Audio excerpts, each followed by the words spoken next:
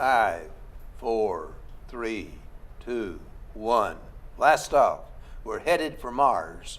And we're headed for Mars with Rich Schmidt and Max Parks. Max Parks happens to be my grandson, who's in NASA. He works for NASA. And so we're delighted to have both of them here today. Rich is the old hand and Max is the new hand. So we're going to talk about going to Mars.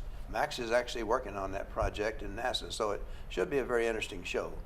So, Rich, can you tell us a little bit about what we've done so far in going to Mars? Well, I guess you could start with the first successful landing on Mars from the United States. We put down a spaceship back in '76. The plan was that we were going to get down there on the 4th of July. They were going to celebrate the bicentennial. Oh, I remember that, yeah. And they're ready to go down, and they say, whoops, it's not so nice and smooth down there. It's all rocky. You can't put it down. And they had to put it off for a few days. So they didn't quite make it that. Did it continue to orbit Mars? Or? Yes, they were on an orbit around Mars, yeah. And they just waited until the 20th to drop down. And so that was the very first successful landing where the Russians had gotten down but didn't do anything. It's sort of a crash. We got down and we were successful. We were able to get around and start looking and getting data. And a very long mission was accomplished. Yeah. As I recall, it was able to drill a little bit into the soil or scoop it up and analyze it, or was that the one? I'm not sure if that one did a scoop. It might have. I think it did. It had a lot of instrumentation on it, yeah. And they learned a lot from that first So mission. that was back in '76. Yeah, way back. You might need to try to pull out to get a better shot. You know, when they sent the next one off, I believe it was '97. So I mean, it's quite a few years passed in between. And then after that, we started going more often. We had 2004 and 2008. And we lost a couple, didn't we? Most of ours were successful. We had at least 5 out of 6 were good. Oh, okay. Yeah, so we had. And we had different ways of getting there. I recall one we were bouncing on. Yeah, two of them we had bouncing airbags. Yeah. And that was successful. They had these airbags surrounding the equipment that was inside, so that it came down at a pretty good clip. They were saying something like 60 miles an hour would be bouncing along the ground, and then it would settle down. They would have flat sides to this construction, and so it would land on one of the flat sides, and then they would deflate, and then inside they'd open up, and there's your rover. Okay. And the rover would come out, and as the pedals opened up, the rover would go down like a ramp and get on the surface and roam around. And we learned a lot from those rovers. We saw a lot of good pictures too, as I recall. Yeah, good video came off it. Yeah. And good science came out of it. Analysis of the atmosphere, of the soil, discovering that there's a lot of water on Mars. It's mixed in with the soil, but at least it's recoverable. And so that's good for the future. Now, did we determine that the soil is pretty much like ours? I don't recall it being too much different. That's what I recall too. Yeah. The atmosphere certainly was different though. Oh yeah. Hardly any atmosphere. Yeah. But so much that you had to, when you're re-entering that atmosphere at these very high speeds, you had to have a heat shield. Oh, is that okay? And the heat shield would blast against that atmosphere, and it would dissipate a lot of energy that way and slow it down before they could put out a parachute. Well, parachutes aren't going to work unless you've got an atmosphere. Yeah. So they definitely had an atmosphere, and the parachute would slow it down even further. And then they used rockets, retro rockets, to slow it down even further on some of them, like Curiosity, the last one we put down. They had a crane. They had this thing coming down with 4 different rockets, slowing it down, and then they dropped down the load on with cables. Yeah. And then they blew off the cables when it was down on the ground. And the atmosphere is CO2, as I recall. That's the majority, yeah. Okay. All right. Well, we've learned a lot then about Mars from our landers that have gone around and have actually moved over. I think one of them was able to traverse about 20 miles, right? Yeah, they've gone big distances. They tried climbing up the long hill. Yeah, we got one stuck in a crater. Yeah, as I recall. Yeah. Okay. Things happen. Well, Max, you know, if we've learned all of this about Mars with going in there and landing with robots, I would assume we'd call them robots. Why do we want to put a man on the moon? So we want to put people on the moon, or people on Mars. No, I'm sorry. The moon was the last time. yeah, man on the moon was the 60s. So we want to put people on Mars because going back to that first landing, when we first landed that robot, we were looking for life. I mean, there are tales going back, 100 years about these canals on Mars and thinking about, little green aliens and that sort of thing. Yeah. When we started looking with better instruments, we realized, well, there are no canals, but we still thought it was very possible. I mean, even in as late as the 40s, there were serious scientists thinking that there might be life and vegetation and fauna on Mars. And when we took our first images and our first flybys, we realized, well, it's a little more hostile of a place. It's more like the moon, where it's craters and harsh soil And no vegetation. and no vegetation. Right? There's no rainforests. So when that happened, we still were looking for life, but we were looking for microbes. We were looking for microscopic life. And when we got there, we put a lot of effort into cleaning the spacecraft, making sure that it didn't infect anything. And we got there and we looked around and we didn't see anything. We realized that finding life on Mars would be harder than we expected. And so since then, all of our rovers, the Curiosity, Opportunity, that sort of thing, we've been looking at what kinds of rocks there are. We've been studying the atmosphere, looking for signs of life, but never actually looking for the fossilized bacteria or something like that. Okay. And the reason we want to send humans is because it takes a very long time to talk to anything on Mars. And so if you're controlling your robot, you're steering it around and you're saying, go up on that crater or go up, look at that cliff. You end up in dangerous situations where, something you want to look at might be a little unsteady. And if something starts to slip, it could take half an hour for your command to, whoa, back up and, that's a bad idea. Yeah. It'll take half an hour for that to reach the robot. And so that's not, there's no time. The mission could be over and you've lost your asset. So we've been very cautious with our robots. We try to keep them alive and doing what science they can for as long as possible. Once we send people, though, that all changes. People can, go rock climbing, and they can, be careful, and they know how to adapt to a situation. So if if we send an astrobiologist, someone who studies, thinks about life on other planets, and if we send an astrobiologist to Mars, they can look around and they can say, well, that cliff looks promising, so they walk over to it, and they take some samples, and maybe they don't find anything. Well, then they know they don't have to follow their pre-programmed route. They can just say, okay, well, that was a wash. We're going to go do something else. We're going to go look somewhere else. So people really speed up the search for life. Okay, but it's hard for me to justify sending people to Mars just for that. Is there some other reason? So I would say that the search for life, if we find life on another planet, that will be one of the biggest scientific discoveries ever. Yeah.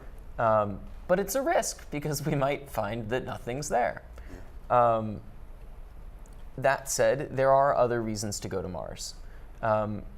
One important reason is that there are the scientists who think that just studying the rocks itself is valuable. For the same reason we went to the moon, on paper. There is another side, though, and that is the group of people who want to someday colonize Mars, want to say, well, a species on a single planet is vulnerable to things like asteroids coming from the sky or volcanoes choking out choking out life.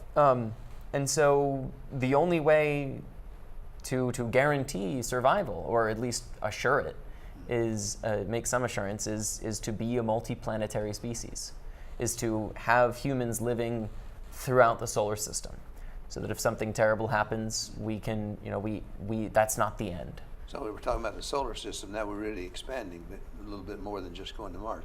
But Mars is a good first step. Let's just stick yeah. with Mars. Mars is sure. a good first step. Mars It's is- close by. Why not do it? It's Yeah. very close. Yeah. I mean, it's half the size of Earth, and it's got an atmosphere and It has temperature. They're pretty extreme, but And it's got a rocky surface, so we Right, can yeah. stand on it. You go to a Saturn or something like that, it's gas. You and can't it's do there, much. so we ought to go. right. Yeah. And the other thing is, the Mars is big enough that it will hold an atmosphere. It has enough gravity that it can hold Yeah. an atmosphere. There are some problems as far as making it habitable, but it is more habitable than, say, the Moon, and though it is much farther away. Yeah. Yeah. Well, when do you think we can go? We think, given, it Well, really. let's back up. Sure. We do have this. We do have rockets, I would assume, that we could use to go to Mars, or do we? If I recall, going to the Moon took 6 million pounds of rocket. We came back with 11,000 pounds of a little spacecraft. Mm-hmm. Going to Mars requires a lot more energy, I would think, than going to the Moon. Yeah, So- there's the two things going on. The government is trying to build a large rocket, Okay. and then the Even commercial. larger than Saturn V? I don't know how I could compare that, but it's certainly a large rocket in order to get to the Mars and bring a big payload, because that's what you got to do, is get Yeah. that big payload up Oh. there. And the commercial group is doing the same thing. Yeah. So we got a lot going on. The payload has to include getting down to Mars and getting off of Mars and coming back to Earth. So that payload is much bigger than. So we going might to the- actually send two separate payloads. Basically, you send a lander, and that's flights. right. And so that's Okay. got your heat shield on it that's big and heavy, and Okay. your parachutes. And so your astronauts would land in the lander, and you would have already put down an ascent vehicle, basically a rocket to take off from the surface. And so they would land, they would do their science, and then instead of getting back in the lander, they walk over and get into the Mars Ascent Vehicle, or MAV. Well, what are the options for going to Mars? What kind of options do we have? Generally, all right. So we have a picture of the journey to Mars, Oh, okay. the path. The first picture we have coming up. Right, and It's now. and that should show the tech development that we're working on, and there is the rocket that Rich had mentioned that the government's developing, the Space Launch System. Yeah, this particular this particular picture though shows what we've done in the past. Now we're looking. Oh, right. Yeah, and now the future. So that's what this picture shows. And the next picture, I think, Right. shows some orbits. The second picture should be can that's see it the up there. right that's the Journey to Mars graphic, and that one is the one that shows the Space Launch System, and that shows that's the big government rocket that is more powerful than the Saturn V. Okay, I think that's the next picture. Yeah, I think so. There we Yep, go. that's it. And so that's how we're getting our heavy things into orbit. Okay. But once they're in orbit around the Earth, we're actually going to build what's called the Mars Transfer Vehicle. Oh, And that, I believe, is the next that's picture. probably the next one. Next picture. Yeah, I think so. There we go. But it is that's the idea of we send up a bunch of we send up a couple rockets, and one of them has the fuel tanks, and one of them has the engine, and one of them has the the crew capsule where people will live. And so you put all these together in orbit around the Earth, and then you fire the engines and you take off to Mars. And that whole trip takes about 6 to 8 months. So, but what you've built now doesn't. It's different because it doesn't require the effort to lift you off Earth, which was a tremendous effort. Right. Exactly. And you're already in orbit around the Earth doing it.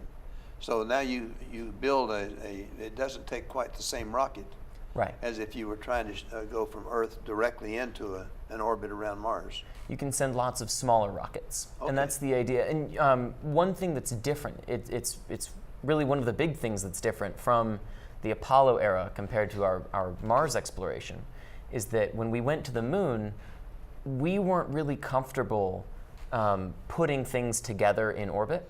Yeah. And so when we launched the Apollo mission, it had, in that one big rocket, it had a lander, it had a crew capsule, and then it also had what was called the service module.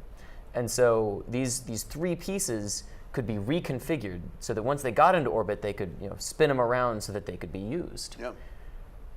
Well, now, since then, we've built a space station. We've built a bunch, actually, Okay. humans in general. So the space station has something to do with our going to Mars? It does. The space station has proven our ability to launch things into orbit, put them together, reconfigure them, basically make a habitat in space. Making a habitat's important because people are going to have to live there for upwards of 3 years even. Okay. As they go out to Mars, orbit, and come back. So you're saying it only takes 9 months to go to Mars, but it's going to take a total of 3 years to get people back to this. Right. And the reason being, you want to go, and once you're there, you want to spend a little time there. You don't want to spend 1.5 years in a capsule there and back and only be there for a week. Well, how long do you think we're going to stay on Mars? Currently, we're comparing different strategies. One strategy is you go and you stay in orbit and you steer those rovers around for a couple months. Well, no, wait a minute. We're going to go in orbit around Mars, and we've got rovers on Mars. Right. And so we're going to steer them from the orbit that we're in. Exactly, because of those communications delays I was talking about, Okay. where the people at mission control, when they send a command, it takes 30 minutes to get there. But once people are in orbit, it's basically instantaneous. You can just steer it around. And the reason you would do this is so that you make sure that your landing site is safe. You make sure that it's clear, and also that it has your science objectives that you want. The last thing you want to do is land somewhere and find out it's not as interesting as you thought. So the idea is you get there, you orbit for a little while, a couple months probably, and then you drop down. Then you board your descent vehicle, your lander, and you go down to the surface. You go down to where your robots have already sort of scoped it out.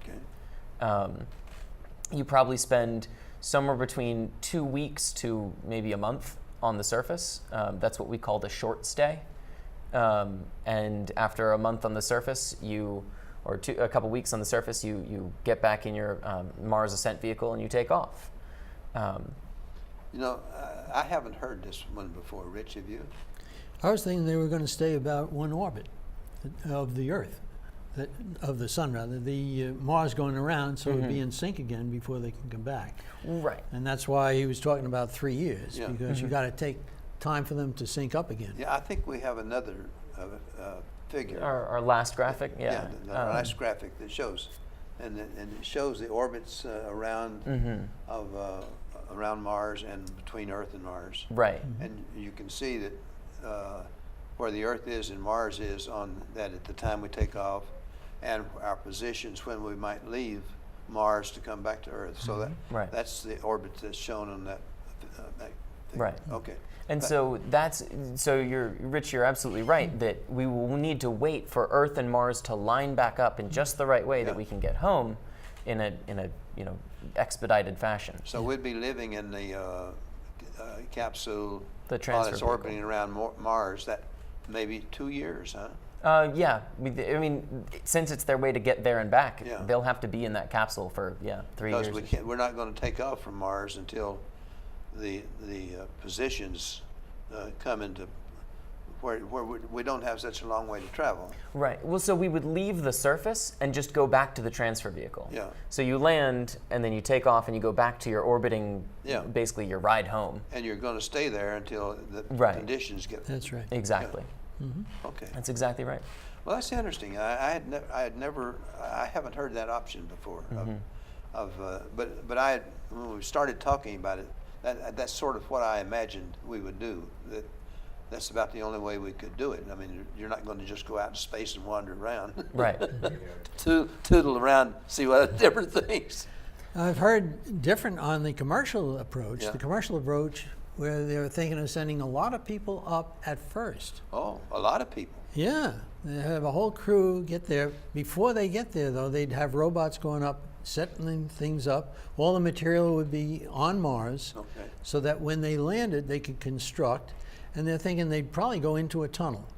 And the reason for going into the tunnel is because there's so much radiation getting down that it's bad for people. Yeah. And you just have this atmosphere that's so thin, it's not protecting the people. So they found that there are tunnels, and they can get into those tunnels and be safe. They found that we really have some pretty good sized tunnels that we. Yes. There are lava tubes from old volcanoes. Oh, is that right? Yeah. What size are they? I think they vary in size. We've seen some. We haven't actually been in any of the tunnels. What we see are sinkholes, basically places where the roof caves in. Yeah. And those are, tens of meters across at least. Oh boy. Okay. Yes, they're And sizable. the Japanese found out that there's one that's many miles long. So the Japanese have been there too? They've been just using data from orbiters. From the orbiters, Okay. they're able to get the data on the surface. Yeah. And that's actually an important thing to note is that, the American flag was the flag on the moon. When we go to Mars, we really want it to be an international collaboration. Oh. And that's another thing that we've learned from the International Space Station is having Japan contribute and having Canada contribute and having the European Space Agency contribute and having Russia contribute. We have on the International Space Station, we have these backup systems where if the Russian water system is working and ours happens, we need to take it offline for maintenance or something, we can, and we can rely on each other. We find theirs isn't water but vodka, huh? Officially, there is no alcohol in space. I believe the Russians have some vodka for medical purposes. I think Of course, that's- we always have that. Yeah, I think that's the story. But yeah, so the idea is though that we certainly want to partner with Russia and with India. Yeah. Whether or not we're able to partner with China is something that maybe things will be different in 15 years when we go. Right now our government can't really work with the Chinese government. Yeah. But things are improving along that line. It seems to me that at least from the last few months, I would think over the last few months we were having some hiccups, but maybe we were. So the space program we've always been very proud of our ability to work with. Russia's the great example of we went from Cold War rivals to going halvesies on a space station together, which was really it brings people together, and we're very proud of that for sure. Well, we should be. Yeah. I recall back in the early 70s, I was in the nuclear office in the OSD, and we had one of the astronauts come in because we had a lot of nuclear powered things in space because that's what lasted long. But we were at that time looking to mate with the Apollo Soyuz, yeah. right? And so they were talking with us about that. So I was and we were talking with the Russians about that. Right. Yeah, go ahead, Alan. So that is, not only is it, I think, good for everyone here on Earth for us to work together, but it's also good for a mission to Mars because you have these backups where if people in a different culture think differently, they might tackle a problem a way that you hadn't anticipated, and so you work together, you can solve problems that we would have had to, face a different way. And it also gives the other nations something to look at this with pride. For sure. They get involved in this, and it would seem to me it would be helpful as far as getting along on Earth. If we can use space, our adventures in space, bringing them in, that seems to me a reasonable thing to do. I totally agree. Yeah. All right. Well, we got 3 minutes. Okay. That went by very fast, didn't It it? certainly does. Yeah. All right. Well, so what are we really going to? Well, I guess we've talked about what we're going to get out of going down to Mars, and now we're going to come home. And the options for coming home are we orbit around Mars continuously until we get in the correct positions. Okay. Actually, the interesting thing is that we've actually never brought anything home from Mars before. Oh no, we haven't had an Never opportunity? before. We've never had a rock from Mars. And that's actually something that we have, just in the last couple days, we've announced a partnership with Europe to focus on Mars sample return. The idea, we were talking about what the dust is like, what's the soil like there. We don't really know because we've never poked at it and prodded it. Okay, we've analyzed it though. We've analyzed it with our robotic laboratories, but bringing it back, we have a lot more here to do on Earth. So that's one thing that we can look forward to. Well, with your idea of putting a lot of robots down and taking materials down before we actually move, I presume then we're going to take some means of transportation down, just like the Moon rover or whatever it might be, the Mars rover. Yeah, we think it'll be a pressurized rover, like a sort of like a big RV rather than rather than the go-kart that was the lunar rover. Now this is going to cost a lot of money. Yeah, it certainly will. I mean, we're not talking about little bucks. It should. We think we can do it. We think we can get to Mars by the end of the 2030s with the same budget that the International Space Station has. So as the space station comes down, Mars program can continue. I see. Yeah. So you think the current budget, the budget as we're without putting some special emphasis on going to Mars, we still will be able to do it by the end of the 30s? It will take commitment and focus, but yes, we think we can do it. If there is a national public will to do it faster, that will come from Congress, and more funding means it will happen faster. Yeah. Yeah, and of course you have no. Do you have any feeling at all, Rich, about? Well, the commercial group is going for the 20s as they? opposed to the 30s. Yeah. Now the commercial group, are they working without government subsidies, or are they having government subsidies? Well, they got contracts with the government, and Okay. that helps finance Yeah. what's going on. Okay. I was surprised that they just put up something in space recently, and they have contracts to 2 more shots this year. Oh, is that right? And I'm saying, wow, that's really progress. And Yeah. so they're doing The quite commercials. well. The commercials have launched. We're seeing dozens of launches from companies that didn't exist 10 years ago. Well, I was amazed at the way they were able to land their initial boosters back on. Yeah, isn't that something? Oh, sure. that was really something. Yeah. It really drives home that we're on the edge of a new space age. You know, absolutely, and that very the very idea that we were able to do that is just it's mind-boggling to me, to tell you the truth. And they've done that many times now, and that's why that worked so perfectly the last time, Yeah. Because they essentially took 3 of the ones that they had been using and strapped them together. And with that triple power, they were able to get the big payload up there, and then 2 of the canisters came down simultaneously and landed. Yeah, and landed right back on there. Perfect. And the other one landed, that was out in the ocean, but it didn't land on the barge at the No. end. It just splashed down. Yeah. A little bit off. Yep. Well, anyway, well, Max, I really, I and Rich, I really look forward. I won't see us landing on Mars. I never expected to see us landing on the moon. So, Yeah, surprise. but with a concentration of effort, we can do it. Mm-hmm. And you may not know it, Max, but when I was in college in '45 at Berea College, we had to do a research paper. And my research paper was on going to the moon. And I looked at all of the different ideas of going to the moon, and that was my research paper. I don't remember my grade on it, but I do remember the paper. Did you say that it could happen? Oh yes, absolutely. I said it. And you were right. I was right, but I didn't expect to live to see it at that time. There we go. All right. Well, thank you all very much for being on the program today. Absolutely. I hope we've learned something about going to Mars. I have. I really didn't have quite the concept that you have portrayed. And so, thank you all very much for Happy to share. being on the show. Maybe we can do something again some one of these days when we're talking about going to Saturn.